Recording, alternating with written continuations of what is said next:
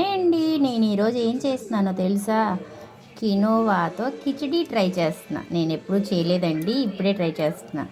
ఇదిగోండి, ఇదైతే కినోవా నానబెట్టుకున్న కడిగి.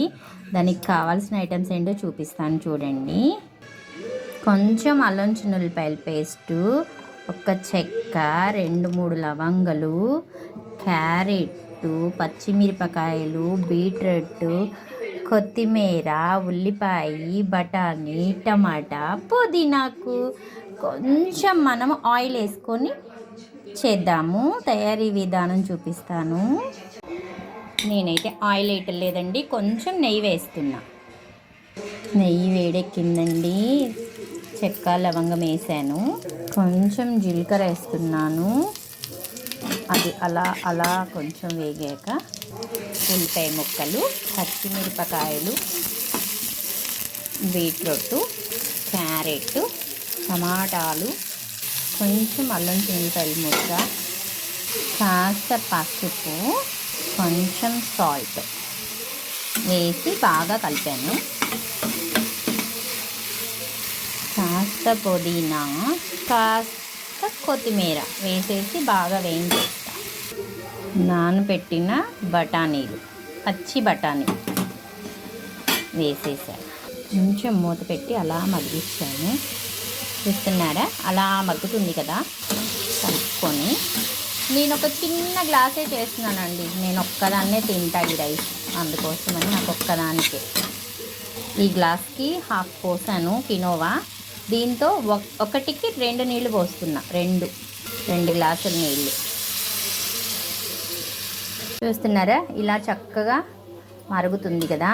ఈ మరిగేటప్పుడే ఇది వేసేసేయాలి, కినోవా రైస్. ఇలా దీంట్లో వేసేసి చక్కగా ఇలా నిదానంగా సిమ్లో ఉడకబెట్టుకుందాం అండి. సిమ్లో ఉడికితే బాగుంటుంది. ఇది అయితే థైరాయిడ్, షుగరు ఉన్న వాళ్ళకి మంచిదంట కినోవా తింటే. అందుకే ట్రై చేస్తున్నా. రోజు విడిగా తిని బోర్ కొట్టిందండి, అందుకే ఇలా ట్రై చేస్తున్నా. ఇప్పుడు మూత పెట్టేసి సిమ్లో వండేద్దాం. చూద్దామా,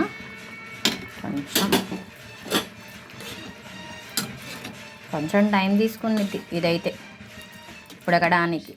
ఇంకొంచెం ఒక 10 నిమిషాలు సిమ్లోనే ఉడకబెడదాం. చూసారా, ఇంకొక 5 నిమిషాలు ఉడకబెడితే ఉడికిద్ది. చూడండి, కూరగాయ ముక్కల్లో కూడా నేను ఉడకబెట్టలేదు కదా, డైరెక్ట్గా వేసాను. అందుకనే కొంచెం 2 పోసా నీళ్ళు. చూసారా, ఇదిగో రెడీ అయిపోయింది. లాస్ట్లో కొంచెం కొత్తిమీర వేస్తున్నాను. గుమ్మ గుమ్మలాడే కినోవా కిచిడి రెడీ అయిపోయింది. దీన్ని దేంతో తినాలో తెలుసా? నేను చూపిస్తాను, ఉండండి. కినోవా కిచిడిలోకి నేను చేసుకున్నదేంటో తెలుసా? పెరుగు చట్నీ. కాస్త పెరుగు చట్నీ చేసుకున్నానండి, దీంతో తింటా ఈరోజు. ఓకే ఫ్రెండ్స్, నచ్చితే ఒకసారి ఇలా ట్రై చేయండి. ఇది మాత్రం హెల్త్కి చాలా మంచిది.